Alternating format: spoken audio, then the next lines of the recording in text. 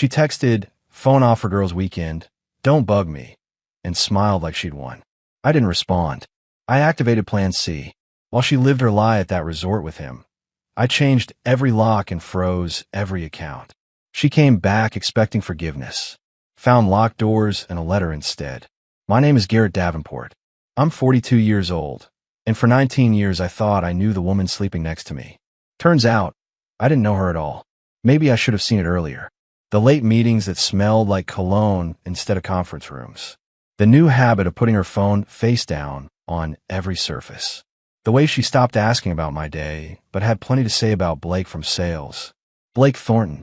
That name started showing up in her sentences like punctuation, casual and constant. But you tell yourself stories when the truth's too ugly to face.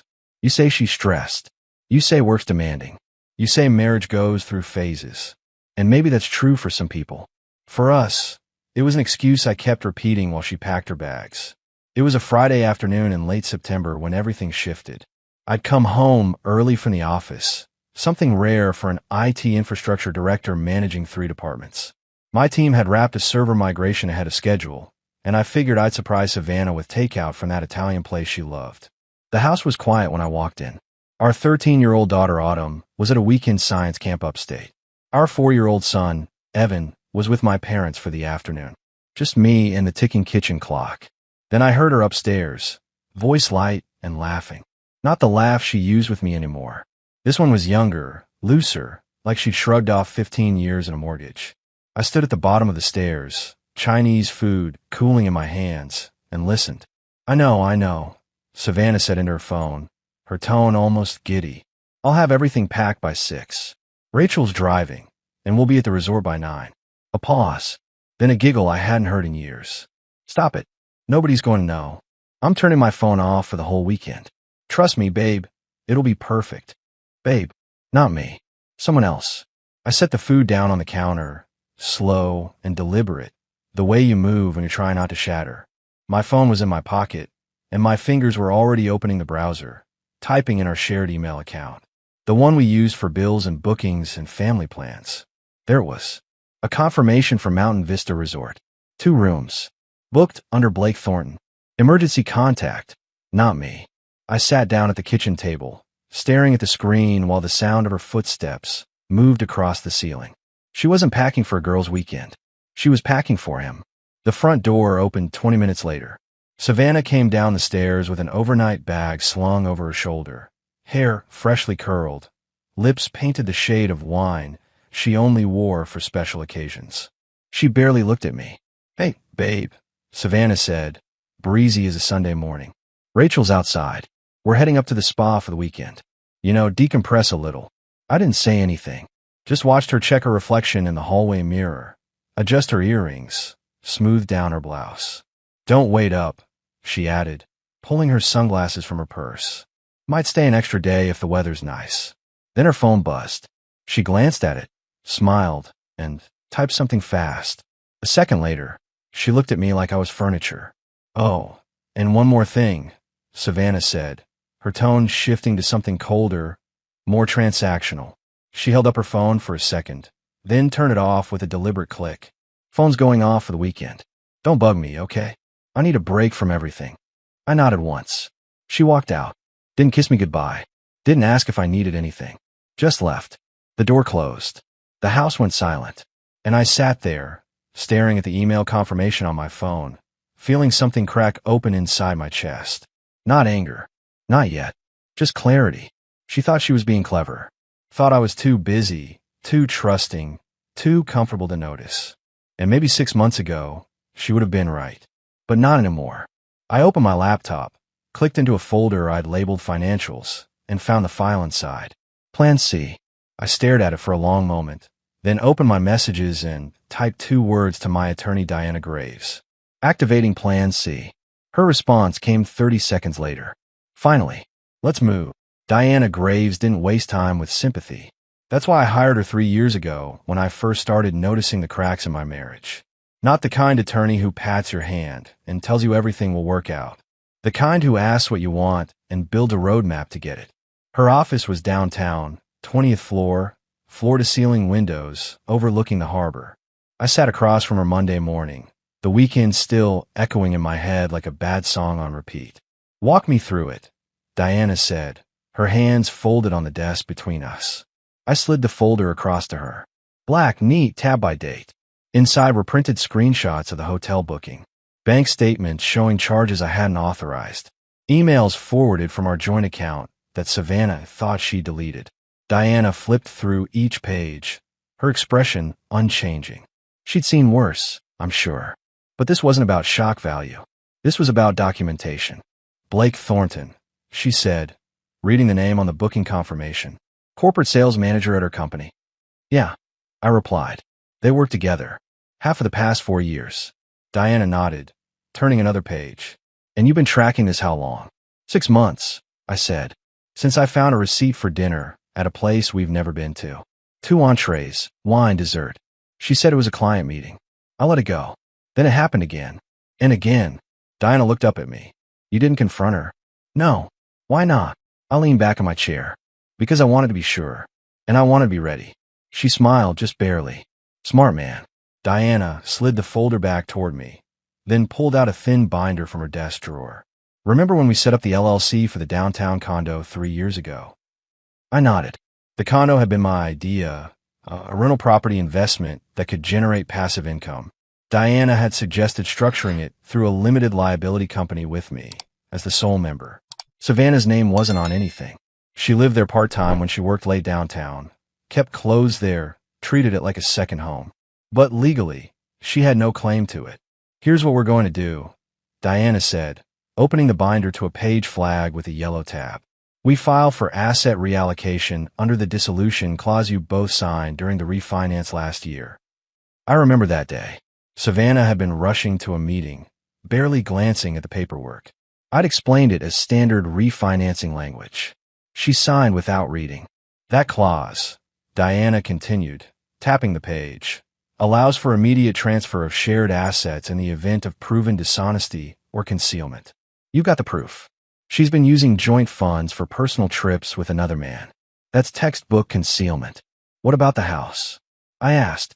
Also covered. The mortgage is in your name. She's listed as co-resident, not co-owner. We can initiate an eviction process if necessary, but I'm guessing she won't fight once she realizes she has no legal standing. I sat there, absorbing it all. 3 years of preparation condensed into a 15-minute conversation. How long until this is active? I asked. Diana checked her watch. I'll file the paperwork this afternoon. By end of business Wednesday, the locks on the condo will be changed, her access to joint accounts will be frozen, and you'll have full legal control of both properties. She leaned forward, her expression sharp. One more thing, Garrett. Once we start this, there's no going back. She's going to come at you hard. Accusations, threats, maybe even a smear campaign. Are you ready for that? I thought about Savannah's face as she walked out the door Friday night. The way she smiled at her phone. The way she said, "Don't bug me," like I was an inconvenience. Yeah, I said. I'm ready. Diana stood, extending her hand. Then let's get to work. Monday night, I didn't sleep. I sat at my desk in the home office, the one Savannah never bothered to enter, and began the methodical work of severing every digital connection we'd built over 19 years. Passwords first. Bank accounts, streaming services, cloud storage, utilities. I changed every single one, routing 2-factor authentication codes to a new phone number I'd set up that afternoon. She'd never even know the account existed. Then came the financial audit. Our joint checking account held $42,000. I opened a new account in my name only, transferred $38,000, and left her with $4,000. Enough to avoid a fraud claim, not enough to fund her next escape. The credit cards were trickier. I couldn't cancel them outright without raising flags, but I could freeze them. One call to the bank, mention of suspected fraudulent activity, and they locked everything pending review. I smiled when the representative asked if I wanted to file a police report. Not yet, I told her, but I'm documenting everything. By 2 in the morning, I dismantled 18 years of shared digital infrastructure. Every login, every saved password, every automated payment. Gone. Then I found the second phone. It was in her nightstand drawer, buried under old magazines and receipts. A cheap prepaid Android, the kind you buy at a gas station with cash. I powered it on, bypass the lock screen with a simple exploit I'd learned from work, and open the messages. 214 texts between Savannah and Blake. Some went back 2 years. I read them all. The early ones were flirty, almost innocent. Inside jokes, compliments about presentations, casual mentions of grabbing coffee. Then they shifted. Plans to meet during lunch.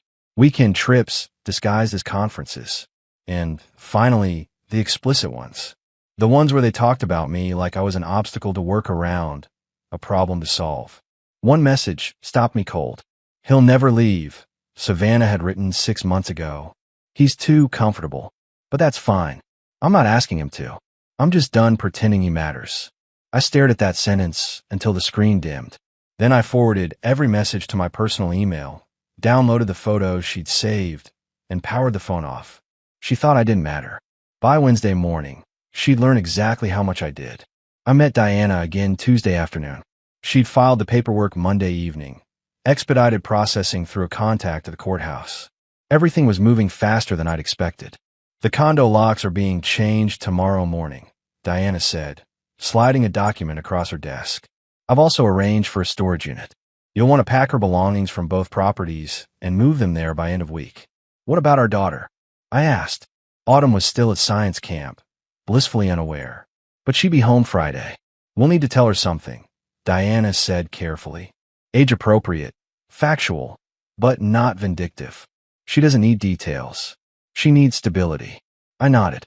Autumn was 13, smart as hell, and way too perceptive for her own good. She'd seen the tension between me and Savannah. She'd probably guessed more than we realized. "And Evan?" I asked. Diana's expression softened slightly. "He's 4. For now, just maintain routine. Kids that age sense stress but don't understand it. Keep his schedule normal." I leaned back in my chair. "There's something else." Diana raised an eyebrow. I pulled out a printed copy of the DNA test I'd ordered 3 months ago. The one I'd taken after noticing Evan's eyes were hazel, not blue like mine or brown like Savannah's. The one that showed a 0% probability of paternity. Diana read it once, then again. Her jaw tightened. "When did you get this?" she asked quietly. "August." I didn't want to believe it, but explains why she's been so careful about visitation schedules with Blake. Why she insisted I travel for work during certain weeks. Diana set the paper down, her expression unreadable. "This changes everything, Garrett.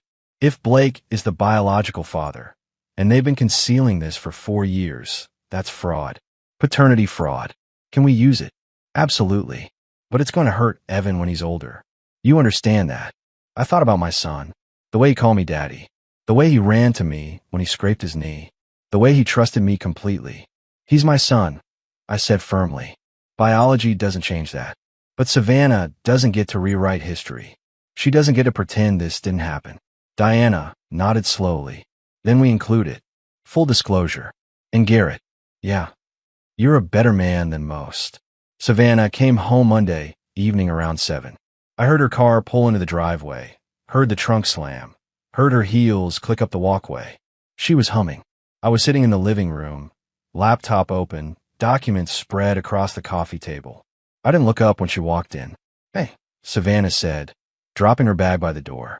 "How was your weekend?" I glanced at her. She looked refreshed, relaxed, like she'd just come back from an actual vacation instead of a calculated betrayal. "Fine," I said evenly. "Yours?" "Amazing. The spa was incredible. We did hot stone massages, facials, the whole thing. Rachel says hi, by the way." Rachel, her supposed alibi. I wondered if Rachel even knew she'd been used as cover. Savannah walked into the kitchen, poured herself a glass of wine, and leaned against the counter. "You didn't text me all weekend. I thought you'd at least check in." "You said not to bug you," I replied, still not looking at her. "So I didn't." She laughed, light and careless. "True. I just figured you'd miss me." I closed my laptop slowly, deliberately. Then I stood and walked over to the kitchen island, placing both hands on the granite surface between us. "I need to ask you something," I said, my voice calm and measured. Savannah's smile faltered slightly. "Okay. Where were you this weekend?" "I told you. The spa with Rachel and the girls." "Which spa?" She blinked. "What? Which spa, Savannah? What was the name?" Her hand tightened around the wine glass. Why does it matter? Just answer the question. Mountain Vista, she said quickly. Up north. I told you this. I nodded. And who else was there? What do you mean who else? It was just us girls. I pulled out my phone, opened the photo gallery, and turned the screen toward her. It was a screenshot from Rachel's Instagram story. A candid shot of the resort pool. 3 women in robes, laughing. And in the far left corner, partially blurred but unmistakable, Blake Thornton. Shirtless, leaning against a lounge chair, drink in hand. Savannah stared at the photo. Her face went pale. I can explain, she started. Don't, I said, my voice colder than I'd ever heard it. Don't insult me with an explanation. I know where you were. I know who you were with. I know about Blake. Her mouth opened, then closed.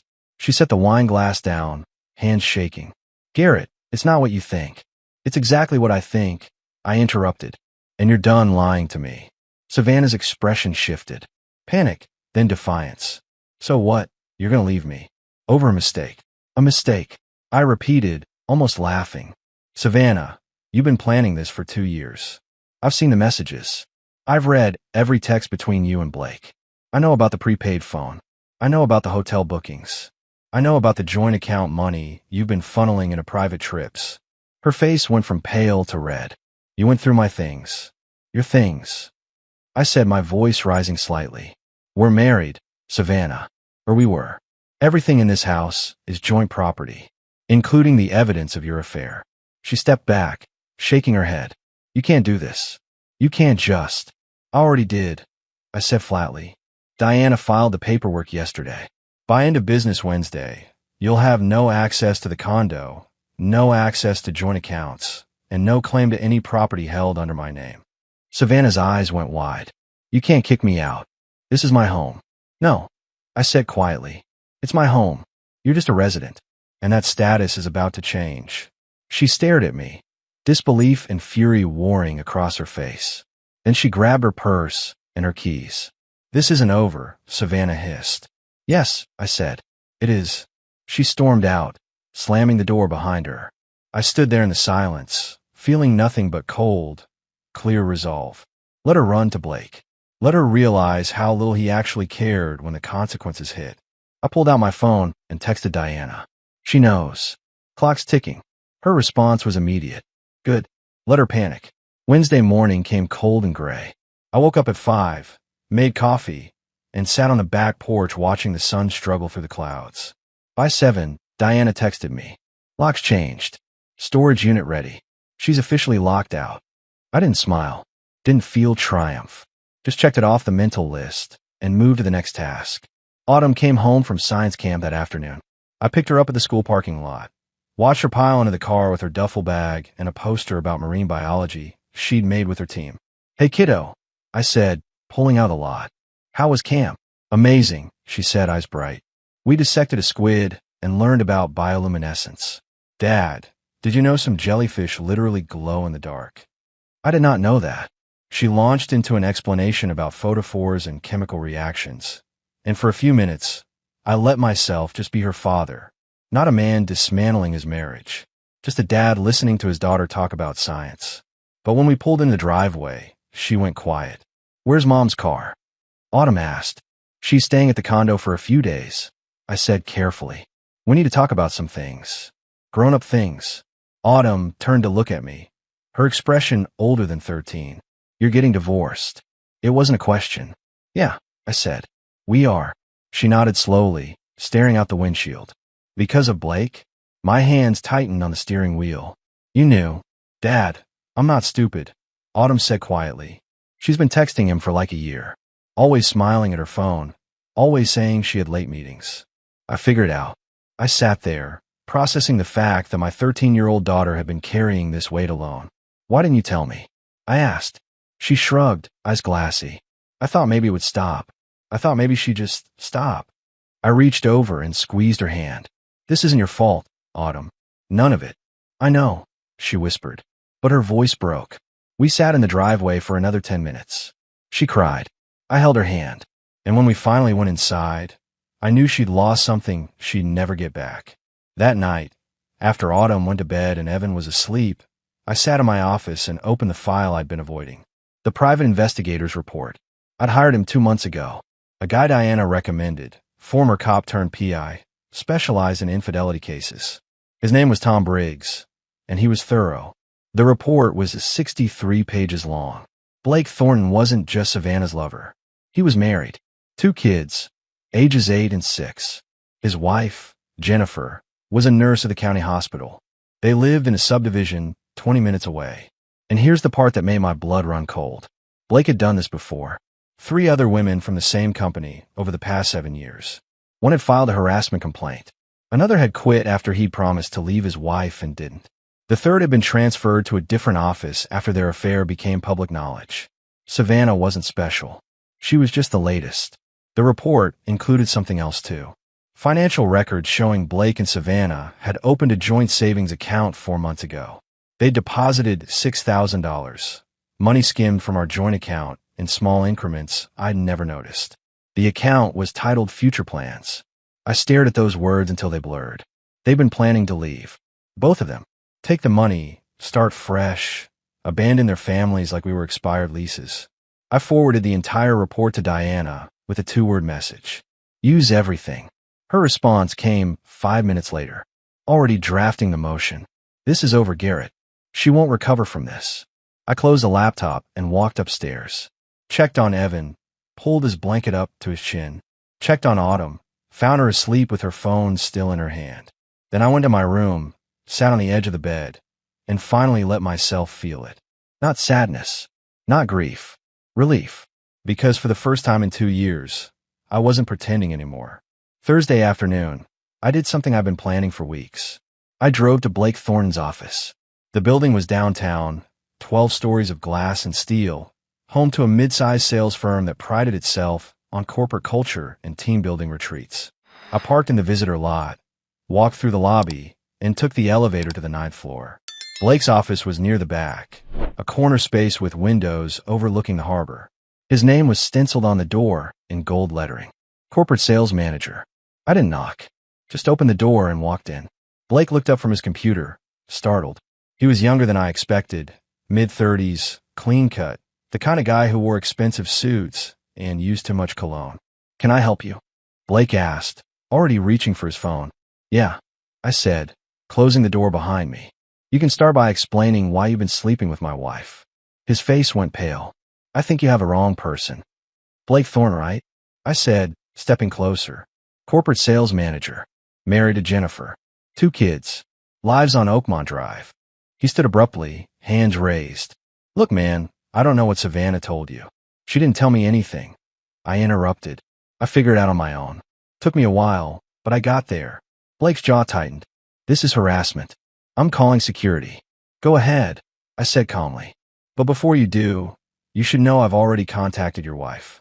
Sent her copies of the hotel bookings, the text messages, the joint savings account you and Savannah opened. She's meeting with a divorce attorney this afternoon. Blake's hand froze over the phone. You did what? I gave her the truth, I said. Something you've been avoiding for 3 years. He sat down slowly, his face ashen. You had no right. I had every right. I said, my voice cold and steady. You broke up my family. I'm just returning the favor. Blake stared at me, disbelief and fury warring across his face. Savannah said you didn't care. She said you were checked out. She lied, I said flatly. Same way she lied to you about leaving me. Same way you lied to Jennifer about working late. He didn't respond. Just sat there, the weight of his choices crashing down on him. Here's what's going to happen, I continued. You're going to stay away from Savannah. No calls, no texts, no contact. If I find out you've reached out to her, I'll make sure HR knows about the other women you've been involved with at this company. Rachel Hendricks, among others. Blake's head snapped up. How do you? I know everything, I said quietly. And I'm not bluffing. I turned and walked to the door. Before I left, I looked back at him one last time. You thought you were getting away with something, I said. You weren't. You were just digging your own grave. I left him sitting there, speechless and broken. By the time I got back to my car, Diana had texted me. Blake's wife just filed for divorce. She's using her evidence. This is getting messy. I texted back 3 words. Good. Let it. Savannah showed up at the downtown condo Thursday evening. I wasn't there to see it, but the building security cameras caught everything. Diana sent me the footage Friday morning. The video showed Savannah pulling up in her car around 6:30, dragging her suitcase from the trunk, walking to the entrance with that same casual confidence she'd worn all week. She swiped her key card at the lobby door. Access denied. She tried again. Same red light. Same error beep. Then she tried her physical key at the main entrance. It didn't fit. The locks had been changed. I watched her face change on the camera. Confusion first. Then frustration. She pulled out her phone, probably trying to call me. I'd blocked her number 2 days ago. Next, she walked to the mailbox panel in the lobby. Her key didn't work there either. The box had been sealed, her name removed from the directory. That's when she noticed the envelope. It was taped to the glass door at eye level, plain white, her name typed in bold letters across the front. She ripped it off and tore it open right there in the lobby. Inside were 3 pages. The first was a lease termination notice, effective immediately. The second was a property transfer document showing the condo had been reassigned to a new LLC owner, not her. The third was a single sheet of paper with 4 sentences typed in the center. You said don't bug you. I listened. Your apartment already belongs to another. Contact Diana Graves for questions. I watched Savannah read it once, then again. Her hands started shaking. She looked around the empty lobby like someone might appear to explain this was a mistake. No one came. She tried calling the building manager. He didn't answer. She tried the front desk. They told her politely that she was no longer listed as a resident, and they couldn't provide access to non-residents. Then she did something I didn't expect. She sat down on the lobby floor, back against the wall, and just stared at the papers in her lap. The camera footage ran for another 11 minutes. She didn't move, didn't cry, just sat there, processing the fact that in 72 hours, she'd lost access to everything. Finally, she stood up, grabbed her suitcase, and walked out. The timestamp on the video read 7:43 p.m. By 8 o'clock, my phone started ringing from unknown numbers. I didn't answer. By 9, she was trying to reach me through Autumn's phone. I'd already warned my daughter not to engage. At 10:15, she showed up at the house. I heard her car pull into the driveway, heard the door slam, heard her heels on the walkway, and she was pounding on the front door, shouting my name. I didn't move from the couch, just sat there, remote in hand, watching the baseball game I've been ignoring all night. Garrett. Savannah's voice came through the door, shrill and desperate. Open the door. We need to talk. I took a sip of my beer. Didn't get up. I know you're in there. Your truck's in the driveway. Open the damn door. Autumn appeared at the top of the stairs, eyes wide. I held up a hand, shook my head. She retreated to her room. Savannah pounded harder. You can't just lock me out. That's my condo. Those are my things. I stood, walked to the door, and spoke through it without opening it. Nothing in that condo is yours, Savannah. You signed away your rights when you refinanced. Read the paperwork Diana sent you. That's not legal. You tricked me. I explained every document you signed. I said calmly. You just didn't bother reading them. That's not my problem. There was silence on the other side. Then her voice came back, quieter but laced with venom. Blake will help me. He'll take care of this. I almost laughed. Blake's got his own problems. Jennifer filed for divorce this morning. Used the same evidence I gave her. Bank statements, hotel receipts, text messages. He's not taking care of anyone. Another silence. Longer this time. You're destroying my life, Savannah whispered. No, I said quietly. You destroyed it yourself. I just stopped pretending it didn't happen. I walked back to the couch. The pounding stopped. A minute later, I heard her car start and drive away. Diana texted me at 10:30. She tried calling my office 17 times. I'm not answering. Let her spiral. I texted back. Good. Let her see what it feels like to be ignored. Saturday morning, I sat Autumn down in the kitchen.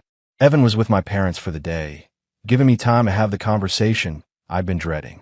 We need to talk about your brother, I said, setting a cup of tea in front of her. Autumn looked up from her phone, sensing the weight in my voice. What about him? I pulled out the DNA test results and slid them across the table. She read the first page, her expression shifting from confusion to shock. Evan's not your son? She whispered. Biologically, no, I said carefully. But that doesn't change how I feel about him. He's still my boy. I've raised him since he was born. That's not going away. Autumn stared at the paper, her hands trembling. Does Mom know you know? Not yet, but she will. Who's the father? She asked, though her voice suggested she already suspected. Blake. Autumn's face hardened. So, she's been lying about this for 4 years. Yes. She set the paper down, her jaw tight. What happens to Evan? Nothing changes for him. I said firmly. I'm filing for full custody. He stays with us. He's not going to be used as a pawn in this. Autumn nodded, but her eyes were glassy. Does Evan know? No. And he won't until he's older. Right now, I'm his dad. That's all that matters. She reached across the table and took my hand. I'm sorry, Dad. Don't be, I said. None of this is your fault. And none of it is Evan's fault either. We sat there for a while, the morning sun streaming through the kitchen windows. Eventually, Autumn went upstairs, and I called Diana. I'm ready to file the paternity fraud claim, I said when she answered. You sure?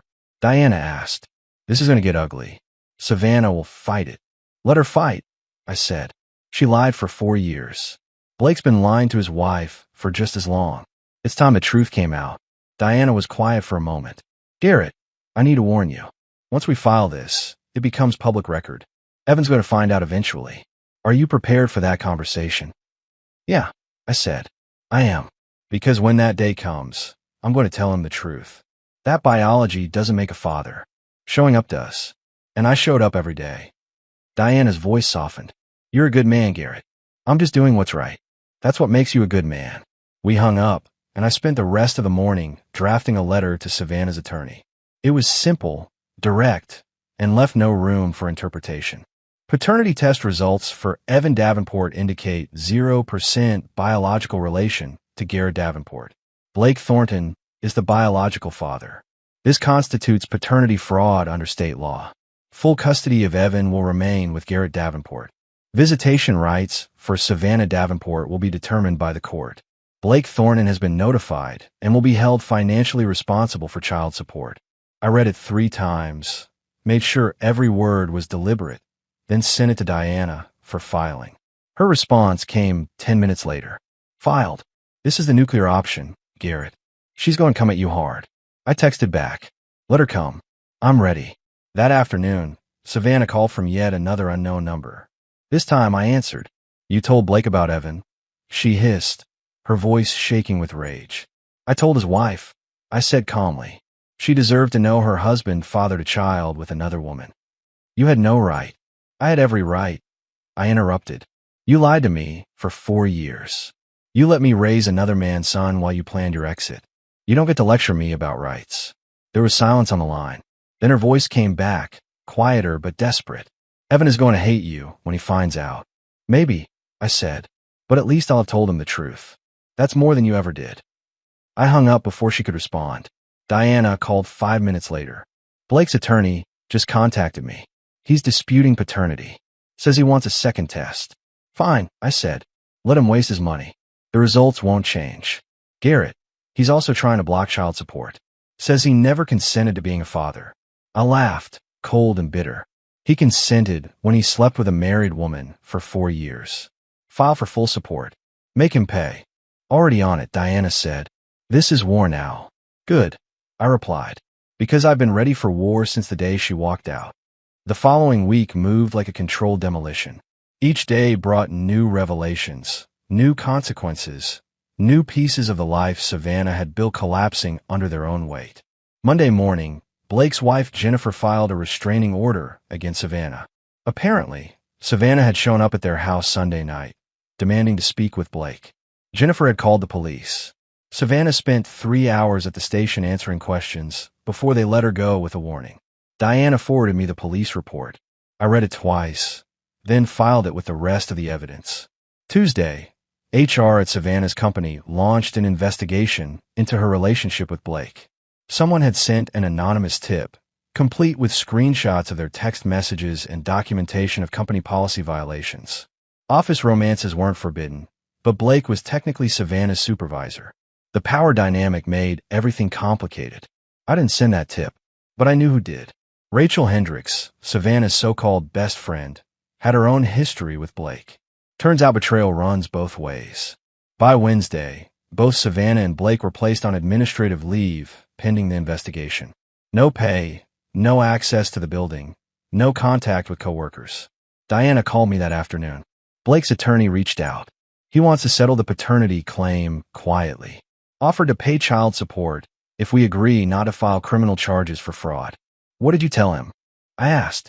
That we'd consider it if he agreed to full disclosure in writing, signed affidavit admitting paternity, and ongoing financial responsibility until Evan turns 18. And he took the deal. He's more scared of his wife finding out the full extent than he is of paying support. I leaned back in my chair. What about Savannah? She's broke, Diana said bluntly. No access to joint accounts, no income, no property. She's staying with her sister, but that won't last long. Her sister's husband already called my office asking when Savannah would be able to support herself. I didn't feel satisfaction, didn't feel vindication, just emptiness where 19 years of marriage used to be. Thursday afternoon, I picked up Autumn from school. She'd been quiet all week, processing everything in that way teenagers do when they don't want adults to worry. How are you holding up? I asked as we drove home. Okay, I guess, she said, staring out the window. Some kids at school heard about Mom. They've been asking questions. What did you tell them? That it's none of their business. She glanced at me. But Dad, is Mom really not coming back? Not like before, I said carefully. She'll have visitation rights once the court decides on a schedule. But she won't live here anymore. Autumn nodded slowly. Good. I don't want her here anyway. The anger in her voice surprised me. Autumn. No, Dad, she interrupted. She lied to all of us. She hurt you. She hurt Evan. She doesn't get to just come back and pretend it's fine. I reached over and squeezed her hand.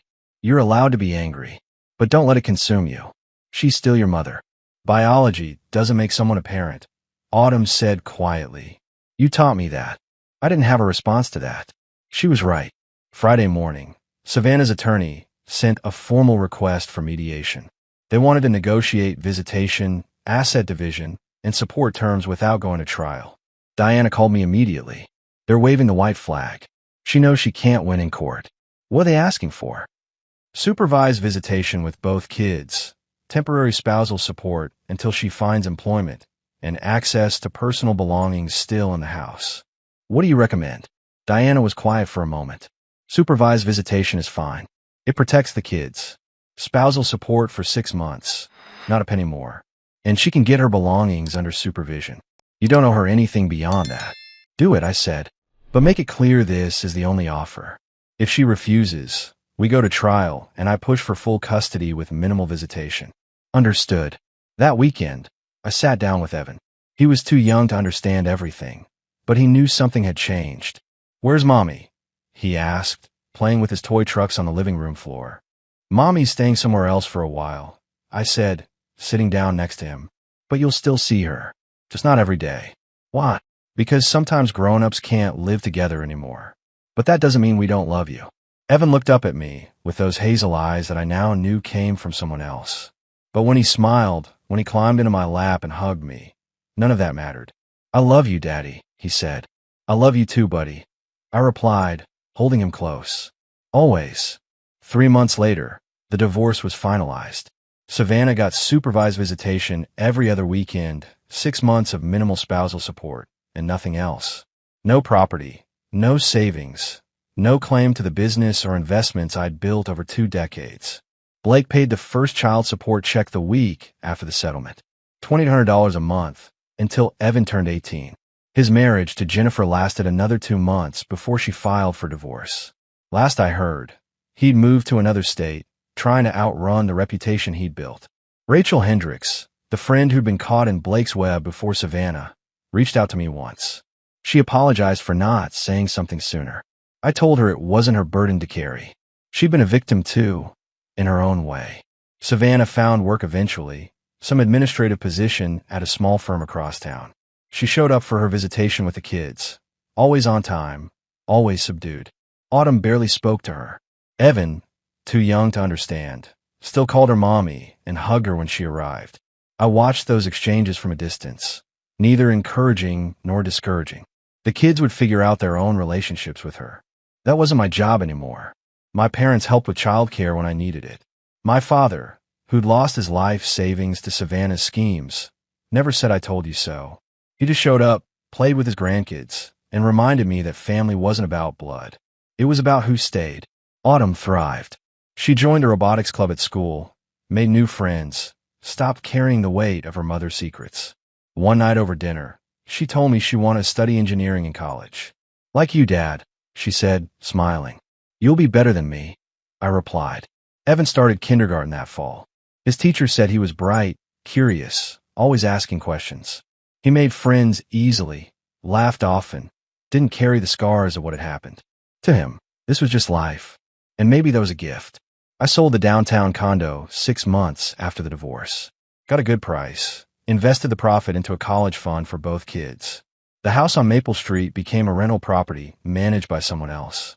I didn't want to deal with it anymore. Work kept me busy. The IT infrastructure project I'd been managing for 3 years finally wrapped up ahead of schedule.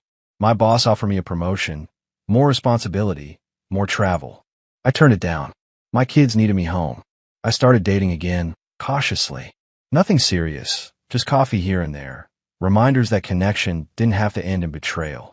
One woman, a teacher named Claire, asked me once why I wasn't bitter. I admitted, for a while. But bitterness is just anger with nowhere to go. I'd rather spend that energy on my kids. She smiled at that. We didn't last, but the conversation stayed with me. One evening in early December, I sat on a back porch with a cup of coffee, watching the first snow of the season fall. Autumn was inside helping Evan with a school project. The house was warm, filled with the sound of their laughter. My phone buzzed. A text from Diana. "Blake's attorney just informed me he's relocating to Oregon. Wants to modify the support agreement." I told him no chance. "How are you doing?"